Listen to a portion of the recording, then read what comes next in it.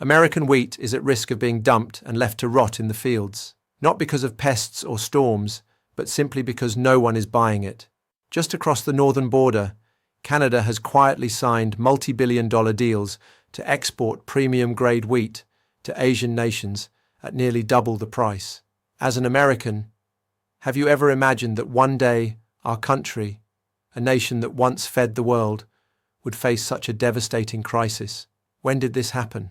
When did the American farmer, long a symbol of hard work and self-reliance, get pushed to the sidelines in their own homeland? This isn't just a bad season. This is a silent transformation, one that's slowly undermining the foundation of the global food supply chain. Is this the result of strategic failures by the United States? Or is it a carefully orchestrated triumph from Canada? What is really happening here? Today's video will give you the complete picture of the crisis that's quietly consuming American agriculture. Before we begin, please note this video is for educational purposes only. It presents facts and perspectives from public sources and does not aim to promote any political agenda. Do you remember the last time you saw the words "Made in USA" on a bag of flour, a carton of milk, or a package of meat at the grocery store? Chances are it's been a while. Because today, if you walk down the aisles of your local Walmart, you'll notice something alarming happening. The products that once symbolized American agriculture, soybeans, beef, eggs, bread, fruit, are now stamped with "Product of Canada." According to data from the Federal Bankruptcy Court, the US saw nearly 3,000 farm bankruptcies in 2024 alone, the highest number since the 2008 financial crisis. That's an average of more than 50 farms going under every single week, and most of them are from the heartland, the traditional agricultural states. In Iowa, once proudly known as America's breadbasket, millions of bushels of soybeans now sit abandoned beneath tarps in the fields. No buyers, no contracts. Meanwhile, Canada is quietly exporting soybeans straight into the US market. Soy products from Ontario now make up as much as 70% of the shelf space in Des Moines supermarkets. And Iowa's farmers, they're watching imported goods flood their hometowns while filling out paperwork for subsidies just to survive. Farmers like Mr. Marvin, who has been growing soybeans for 38 years, shared, "I used to have contracts signed before I even planted the seeds. Now no one's calling. I call them, and they say, 'Sorry, we've signed with Canada.'" The picture isn't any brighter in Nebraska. The meatpacking plants there are running at a crawl, not due to a lack of cattle, but because they don't have enough workers left willing to handle the cold, demanding conditions. And as Nebraska slows down, Canada moves in to fill the gap. Slab by slab, tray by tray, Canadian beef crosses the border onto American dinner plates. No flashy marketing, no negotiations, just quiet replacement. Large slaughterhouses have been forced to cut processing capacity from 6,000 animals per day down to just 1,500. Following a wave of strict immigration inspections, thousands of immigrant workers who had been quietly enduring extremely harsh working conditions have disappeared. There's no one to replace them and no clear policy to fill that gap. Next comes the weather factor. Prolonged droughts have dried up pastures, sending livestock feed costs soaring out of control. Small farms already operating on razor-thin margins are now forced to sell off young cattle early to cut losses, or worse, go bankrupt. And then there's Missouri. When H5N1 struck, over 2 million birds were culled, egg prices shot past $6 per dozen, and stores began limiting purchases. Guess whose products showed up on the shelves? That's right, Canada. Again, eggs from British Columbia replaced American supply in Missouri, not with fanfare, but with function. You might think it's just an egg, but what it really represents is a loss of control over the supply chain, starting from the most basic meal of the day. A single mother in St. Louis shared, "I have to choose between buying eggs or putting gas in the car to get to work. Eggs used to be the cheapest item, now they're a luxury." Kansas, once known as the nation's breadbasket, is also steadily losing orders. Although wheat output remains high, quality has become inconsistent due to extreme weather and depleted soil. What's more concerning is that international partners, companies producing industrial bread, pasta, and pizza, are no longer willing to accept the unpredictability of wheat quality from Kansas. They demand consistency, and once again, Canada is emerging as the preferred alternative. This shift isn't just about cancelled contracts. It's a clear sign that trust in American agricultural products is eroding, not because of poor yields, but because the support system behind American farmers is proving to be unsustainable. Even California hasn't escaped this decline. Once responsible for more than a third of the nation's fruits and vegetables, the Golden State is now drying up. With irrigation levels slashed to just 35–50% of normal, countless farms have abandoned their orchards, uprooted trees, or left their fields fallow. We had to cut down a third of our citrus trees because there wasn't enough water, and the subsidies didn't arrive in time, said Mr. Ramirez, a farm owner in Fresno. Every tree we removed wasn't just a loss. It was 7 years of investment wiped out. And just as California fades, Canada rises. Cherries from British Columbia, apples from Quebec, tomatoes from Ontario. They now flow into American markets as a steady, high-priced, but dependable stream. Consumers still buy them because, quite simply, American-grown products no longer exist. But what's more alarming is this. It's not just Americans turning away from US agriculture. The world is too. In Asia, China, once the largest export market for American soybeans and beef, is shifting toward Brazil and Argentina. The reason isn't just price, it's trust. China no longer believes in the stability of Washington. Trade policies change overnight. Tariffs are imposed, then lifted, then slapped back on again, making long-term contracts far too risky. Meanwhile, Brazil offers a 10-year commitment, no tariffs, and on-time shipping. Today, they buy less from the US. Tomorrow, they might stop buying altogether. In Europe, once a premium market for American beef and wheat, new quality and environmental standards are quietly pushing the US out of the game. The EU doesn't accept meat with growth hormone residue, nor wheat treated with glyphosate. Canada, Ireland, even Uruguay are stepping in. Global supply chains that once relied on the US are cutting the cord. Not out of spite, but because the US is no longer seen as a reliable option. In Africa, where the US was once the leading food aid provider, countries like Ethiopia, Ghana, and Nigeria are forging new partnerships with Russia and China. Russia is cancelling grain debts. China is building cold storage facilities and logistics networks, things the US promised but never delivered. While Congress debates debt ceilings and foreign aid cuts, America's rivals have finished the factories, opened the roads, and signed the 25-year contracts. As American farmers abandon their fields, Canada is racing ahead. Not only are they capturing premium wheat contracts, they're quietly rebuilding their entire trade structure. In the past 12 months alone, Canada has signed major deals with the European Union, the United Arab Emirates, and Indo-Pacific partners. The total trade value, $214 billion. Not a single dollar of it points south toward the United States. Canada is rerouting. Once heavily dependent on the US, with nearly 76% of its exports headed there, they're now rewiring their entire trade infrastructure. No longer betting on geography, they're betting on stability, commitment, and long-term trust. While Washington doubles down on erratic tariffs, Canada takes another path, multilateral integration. The results speak for themselves. While foreign direct investment into Canada has risen by 9% year over year, US investment into Canada has dropped by a staggering 28%. According to Bloomberg, this is the cost of America's increasingly tariff-heavy approach and the market's natural reaction to inconsistency. At the same time, Canada is expanding its reach into strategic sectors. Thanks to a $2.3 billion Indo-Pacific strategy, they've secured battery mineral supply deals with Indonesia. Simultaneously, their digital and defense relationships with the European Union have opened doors to the $150 billion SAFE Fund. While the US grapples with internal dysfunction, Canada is quietly building global presence with deliberate moves. In agriculture, Canada isn't just selling wheat, they're selling a brand. Internationally, Canadian wheat stands for purity, strict quality control, and dependable delivery. That's what top importing nations are willing to pay a premium for. This strategy didn't happen overnight.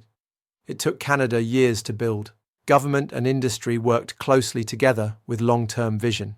They invested in logistics, testing labs, and internationally recognized standards. They didn't chase volume. They focused on the high-end market, better margins, less competition. Most importantly, they didn't leave their farmers behind. Their subsidy and insurance systems are efficient. Agricultural associations have real influence, and farmers are not sacrificed in political battles. The influx of Canadian goods into US supermarkets reflects not only a failure in domestic production, but also a surrender in supply chain and distribution strategy. Major food distribution systems like Walmart, Costco, Safeway, and Kroger now prioritize stable, low-risk supply sources with reliable delivery schedules, something Canada is currently providing more effectively than the US. Once these supermarket chains shift their sourcing systems to Canada, it becomes extremely difficult for American products to reclaim shelf space. Consumers gradually develop a habit of buying imported goods, losing their connection to domestically grown food, which was once a point of pride for America's middle class. What has pushed American agriculture into this situation while everything seems to be going so well for our northern neighbor? This collapse is not the result of a single cause, but rather the outcome of a series of accumulating factors: soaring input costs, ineffective support policies, declining export markets, and a shrinking labor force. Production costs delivered the first blow. Fertilizer prices, which depend on global energy markets and supply chains, have risen by more than 250% compared to pre-pandemic levels. Diesel fuel, essential for farm machinery, has nearly doubled in just 5 years. What's even more troubling is that while expenses have soared, the prices of wheat, soybeans, and corn, the 3 primary crops for American farmers, have remained flat or even declined at times due to increasing competition from Canada. At the same time, federal subsidy and relief programs have become a source of controversy. Although Congress allocates tens of billions of dollars annually to support agriculture, disbursements are often delayed, bogged down by red tape, and distributed with little transparency. Many farmers report waiting months to receive aid, all while interest rates continue to climb and bills for inputs pile up. "We're living in uncertainty," said Travis Johnson, a farmer in the Rio Grande Valley of southern Texas. He recently lost over 1,000 acres of cotton, sorghum, and corn after a 48-hour rainstorm. Farmers in the lower Rio Grande Valley mainly export crops like sorghum, wheat, corn, and vegetables to Mexico, while importing fertilizers, agricultural equipment, and farm labor from the neighboring country. Mexico is the United States' largest trading partner, while China remains the biggest buyer of American sorghum and cotton. However, all products exported to China are now subject to tariffs of up to 125% due to new trade policies. Climate change is also a driving force reshaping the way Americans grow, harvest, and survive on the land. But what's truly alarming isn't just the increasing frequency of extreme weather events. It's the lack of an adequate policy response from the federal government. While weather becomes more unpredictable and severe than ever, the budget for climate-related programs, the only real lifeline for many farmers, is being slashed or frozen. It's a double blow, leaving American farmers abandoned in a battle they have no tools to fight. On top of that, budget cuts to numerous climate, conservation, and local food support programs have driven up production costs, reduced yields, and harmed the environment. As a result, many crops are left unharvested, and vast fields are abandoned because farmers simply can't afford the machinery or labor to tend to them. On the trade front, the US is also slowly losing the global influence it once held for decades. The withdrawal from the Trans-Pacific Partnership, TPP, allowed competitors like Canada and Australia to expand their market shares in Asia. Ongoing tensions with China, once one of the largest importers of US agricultural products, have led to a sharp decline in orders from Beijing. Meanwhile, countries like Russia and Kazakhstan are seizing new markets in the Middle East and Africa with cheap wheat, while Canada is quietly pushing its premium wheat strategy into Europe, Japan, and South Korea. And the final reason is the labor force is drying up. Thousands of farms lack workers during peak harvest season. The cause isn't just rising labor costs, but another less discussed factor: fear. Fear of sudden raids by ICE, the US Immigration and Customs. In recent months, it has increased inspections at farms, prompting many immigrant workers, whether documented or not, to stay home. They're afraid of being detained, afraid of being deported. As a result, thousands of acres go unharvested. Many farm owners are forced to abandon their crops, cut their losses, or sell underdeveloped produce at a discount just to recover part of their costs. Throughout the 20th century, the United States was nearly fully self-sufficient in food production, not only feeding its own population, but also exporting vast amounts to Europe, Asia, and the Middle East. But as more and more farms go bankrupt, farmland is abandoned, and agricultural labor disappears, America's domestic food production capacity is beginning to erode significantly. So, what happens next? To be honest, the future of American agriculture isn't hard to predict. In the coming months, thousands of small and medium-sized farms, especially in the Midwest and California, will face a final choice: keep borrowing to stay in business or shut down permanently. Many will choose the latter, not because they're lazy, but because no one is willing to risk their livelihood on a market with no buyers and a system that no longer protects them. The consequences are devastating. Fewer and fewer people will want to work in agriculture at all. The biggest loss here isn't GDP or export revenue, it's control. When you don't control the seeds, don't control the inputs, and don't control the market, you're no longer an agricultural power. And if that happens, the US will have no choice but to rely on foreign food supplies. At that point, the biggest challenge will be national security, because, as we all know, a vulnerable nation is one that can no longer feed itself. Beyond that, the US faces the risk of losing export market share and trade credibility. When Canada signs trade agreements worth hundreds of billions of dollars with the EU, the UAE, and countries in the Indo-Pacific region, it means the export share America once held is being redistributed. Once those nations establish stable supply chains with Canada, a partner now seen as more reliable, returning to US suppliers won't be easy. Worse still, America's trade reputation is deteriorating. Importing nations are increasingly wary of Washington's policy instability, signing deals today, pulling out tomorrow, cutting tariffs this year, doubling them the next. Meanwhile, Canada is showing consistency, commitment, and predictability, exactly what long-term trading partners are looking for. And what about the people? How are they affected? When a farm closes down, it's not just the owner who goes bankrupt.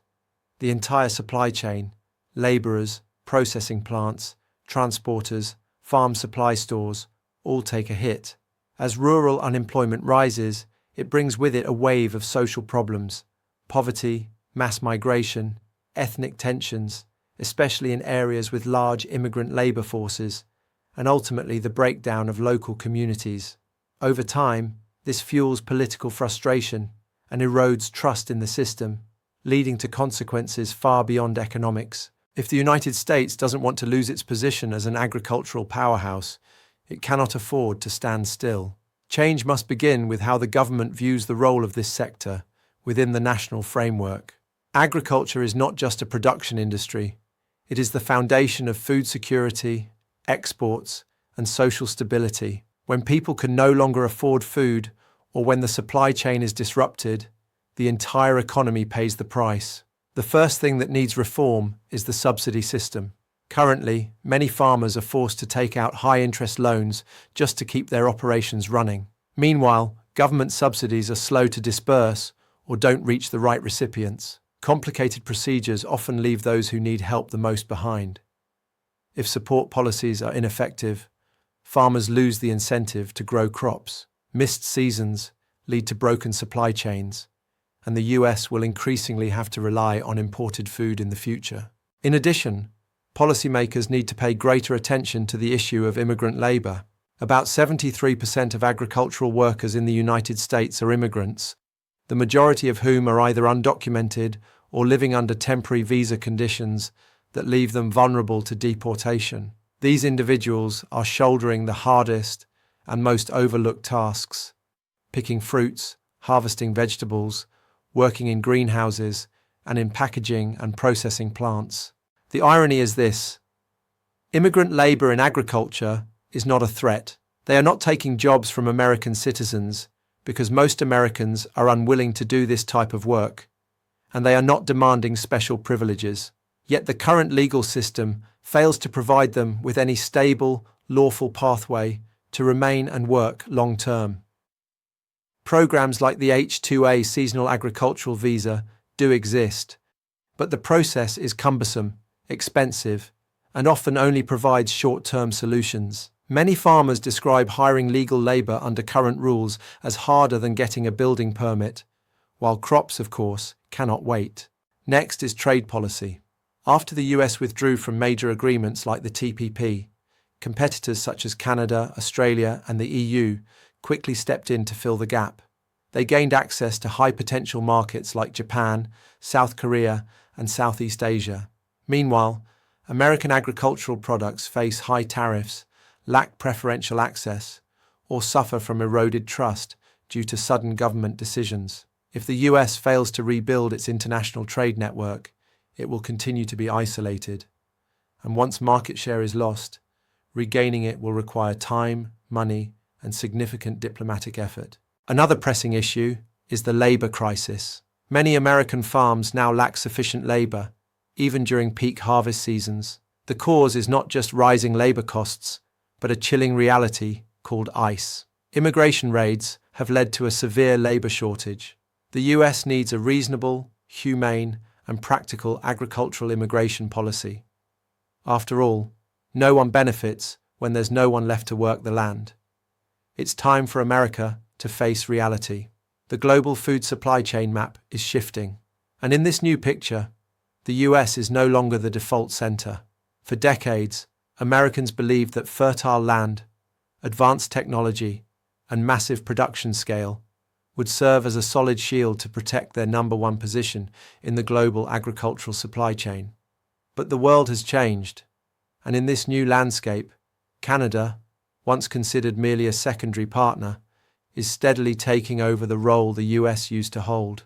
They don't need to declare it with words. They prove it with actions, building modern storage and transportation infrastructure, making strategic investments in crop genetics technology, protecting immigrant labor through legal frameworks, and negotiating multilateral trade agreements with long-term vision.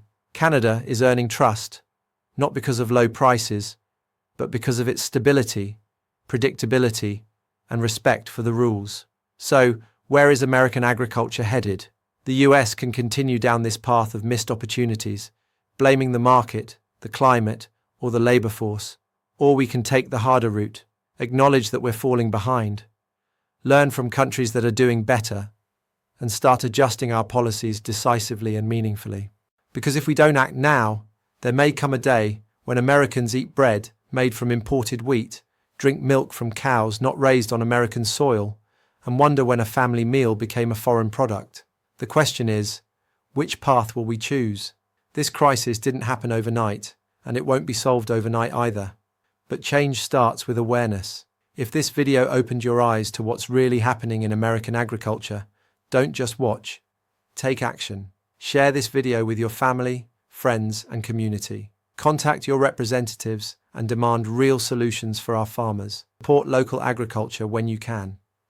And most importantly, stay informed about the policies that affect our food security. The future of American agriculture and our nation's food independence depends on citizens like you who care enough to speak up. Subscribe to our channel for more in-depth analysis of the issues that matter most to America's future. Hit that notification bell so you don't miss our next investigation. And let us know in the comments, what do you think needs to be done to save American agriculture? Together, we can ensure that America doesn't lose its ability to feed itself, but only if we act now, before it's too late.